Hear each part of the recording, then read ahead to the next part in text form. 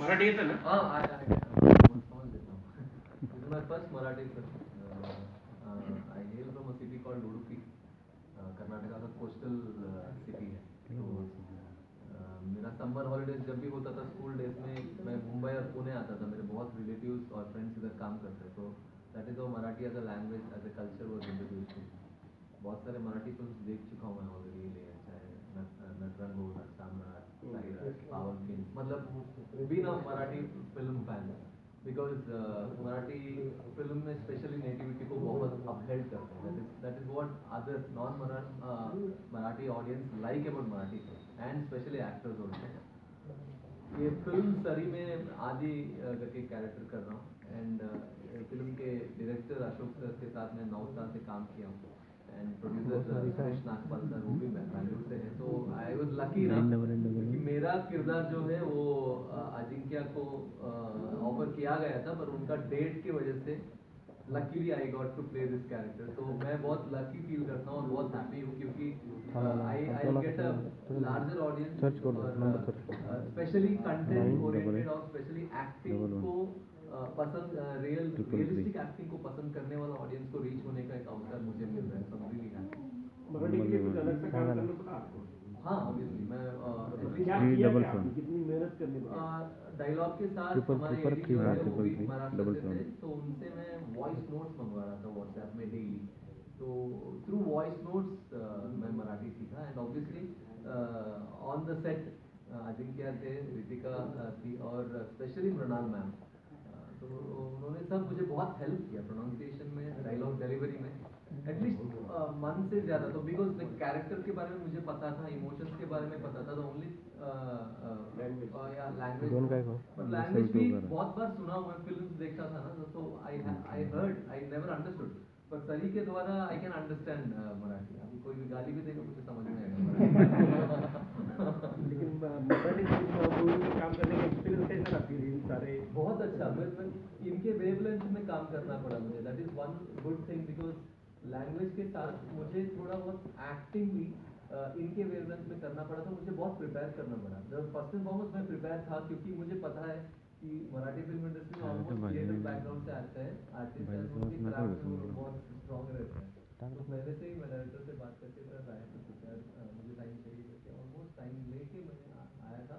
Per one thing is, इन्होंने कहीं मुझे वो, मैं मराठी में डेब्यू कर रहा हूँ ऐसा फील नहीं दिया. दे were very down to earth और सिखाए मुझे. अगर मैं कहीं भी, मतलब नॉन मराठी बहुत सारे वर्ड्स हैं, उनको मराठी में प्रोनाउंस करना बहुत डिफिकल्ट है. For example my language is Kannada end Tulu. Tulu मेरा मदर टंग है, काम मैं कन्नड़ा में करता हूँ. तो हमारा लैंग्वेज में उतना डिफिकल्ट वर्ड्स नहीं है प्रोनाउंस करने के लिए. But Marathi there are certain words which non Marathi can not pronounce. तो वो सब थोड़ा तकलीफ पड़ा, पर दे हेल्प मी अलॉट. तुमची स्वतः खूपच हुशार, एक वेगळी भाषा शिकणं एखाद्या फिल्मसाठी झोप नाही देतो. अतिशय हुशार आहे आणि you to pick it like that. Plus फक्त डायलॉग बोलणं म्हणजे अभिनय नसून ते रिॲक्ट करणं, ते डोळ्यात दिसणं, ते पण आहे. ते खूप खूपच कमाल करतो. आता ही बिंग मॉडेस्ट की मुझे सीखना पड़ा, you was very much ready, but language wise he had to पिक.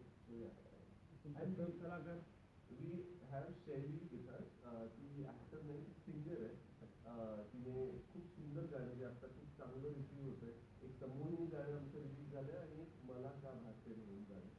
तर ते जे मला का भासे आहे ते शैलीने गाणं. माझं नाव शैली दुबईकर. खूप आनंद होतो की या चित्रपटात माझं पण एक गाणं आहे जे मी त्या छान ॲक्टर्ससाठी गाऊ शकले आणि खूप छान रिसीव होतं आहे. ते लोकांना खूप आवडतं आणि स्पेशली की जी अशी फिल्म इंस्टाग्राम आणि सोशल मीडिया आणि एव्हरीवेअर खूप वाजतात सगळीकडे, रेडिओवर पण आणि ऑडिओ प्लॅटफॉर्मवरही आहे. तो जे तुम्ही जर ऐकत असेल गाणं तर नक्की ऐका, शेअर करा.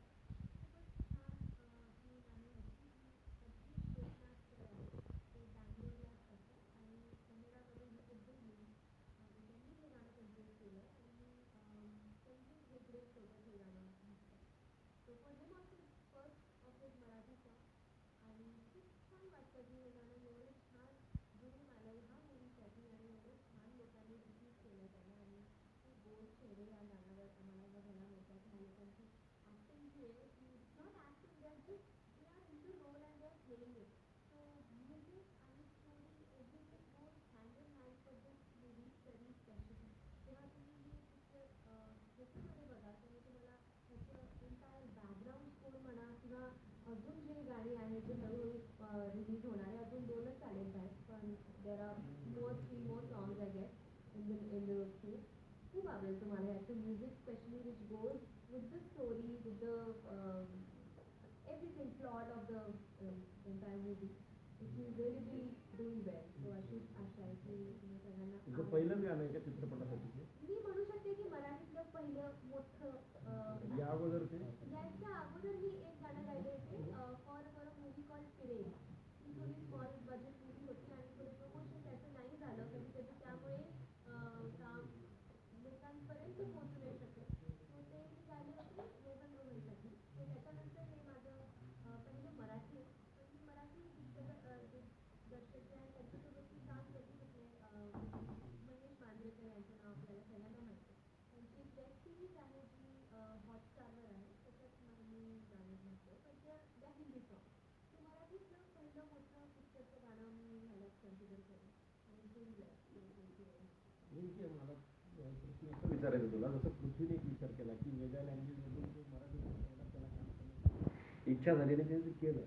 तसं तुझं काही मानस आहे का भविष्यात कॉलेज भाषेल किंवा अजून बाकी काही लँग्वेजमध्ये तुला जाण्याची इच्छा आहे किंवा नाही? आर्टिस्ट म्हणून नव्या नव्या ऑडियन्सपर्यंत पोहोचण्यासाठी पॅन इंडिया किंवा जगभरामध्ये आता आपले आर्टिस्ट खूप सारे हॉलिवूडमध्ये पण दिसतात आणि तिकडचे आर्टिस्ट इकडे पण कोलॅबरेट करू शकतात त्यांच्या फिल्म इकडे प्रमोट करू शकतात. सो मी हेच मत जे आपले संत महात्मा म्हणायचे हे विश्वची माझे केलं. सो त्याच विचाराने मी पण आहे की आर्टिस्ट म्हणून मला स्वतःला अजून अजून पुश करायला आवडेलच पण डेफिनेटली जे मराठी इंडस्ट्रीचं पोटेन्शियल आणि यंगस्टर्स अजून जरा फ्रेश चेहरे येऊन किंवा ह्या नव्या लोकांना म्हणजे मी परभणीचा आहे मूळचा तर इतक्या तळागाळातून येऊन पण आम्ही पण ही भाषा शिकू शकतो प्रमाण भाषा जिथे आम्ही विठू माऊली सारखंही बोलू शकतो तर टकाटक सारख्या सिनेमात गावरान भाषाही बोलू शकतो जिथे आम्ही रोमॅन्स पण करू शकतो जिथे मालिकेत पण आवडू शकतो जिथे गुड लुकिंग पण बनवले जाऊ शकतो जिथे चांगले ऍक्टर पण. सो असं महाराष्ट्रातच अजून खूप पोटेन्शियल महाराष्ट्रात तर आहेच पण महाराष्ट्रातल्या तरुण पिढीमध्येही खूप चांगलं पोटेन्शियल आहे मला असं वाटतं. सो मला ते अजून एक्सप्लोर करायला आवडेल की आम्हाला तशा संधी मिळाव्या ऑफकोर्स चांगला सपोर्ट मिळावा प्रेक्षकांकडून आणि मग अजून चांगले सिनेमे त्या उंचीचे जसे नेहमीच बनत आले आहेत महाराष्ट्रात पण अजून यंगस्टर्स कडून छान बनवावेत अशी सध्या तरी माझी ती इच्छा आहे तो फोकस. चित्रपट सृष्टीत येण्याबद्दल स्टेज केलंय तू काही? स्टेज नाही मी करू शकलो अनफॉर्च्युनेटली. मी इंजिनिअरिंगचा स्टुडंट होतो आणि बऱ्यापैकी चांगला स्टुडंट होतो तर तिथले जे कोणी स्टेजसाठी निवड करणारे जे सिनियर होते ना ते असे जरा म्हणजे त्यांच्या वेगळ्या गोष्टींमध्येच थोडे इन्व्हॉल्व असायचे तर मला असं वाटलं नको मला त्यांच्यासोबत नाही जायचं मी वेगळा मार्ग हे करेन. पण मग फॅमिली बॅकग्राऊंड तसं काही होतं तुला? अजिबातच नाही. मग येण्याचा तुझा कसं काय? तेवढ्यासाठी मला इंजिनिअरिंग करावं लागलं. मग परभणीवरून त्यांचं असं होतं की अभिनयासाठी काय पाठवणार नाही तुला जायचं असेल तू अभ्यासात बरा आहेस इंजिनिअरिंग कर पुढचं पुढे तुला काय करायचं असेल ऍटलीस्ट एक डिग्री घेऊन ठेव. मग डिग्री घेता घेता मी अपडाऊन करून मुंबईला येणं जाणं करत होतो तर मला जरा अंदाज आला. कोणी म्हणायचा आवाज चांगला आहे कोणी म्हणायचं अरे तू बरं करू शकतोस पण काही सिलेक्शन नाही व्हायचं. पण मला जरा अंदाज आला. मग इंजिनिअरिंग कम्प्लीट केल्यावर मी जर्मनीला जाणार होतो मास्टर्ससाठी.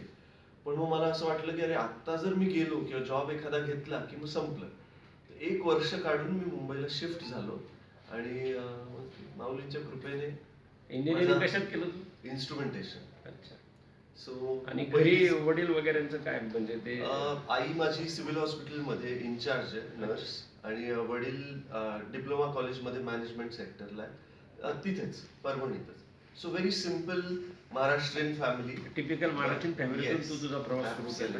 येस. आणि यश गाठलाय आनंद आहे आम्हाला तुझ्या अजून भरपूर पुढे गाठायचं. विचार करून बाकीच्या कलाकारांचं काय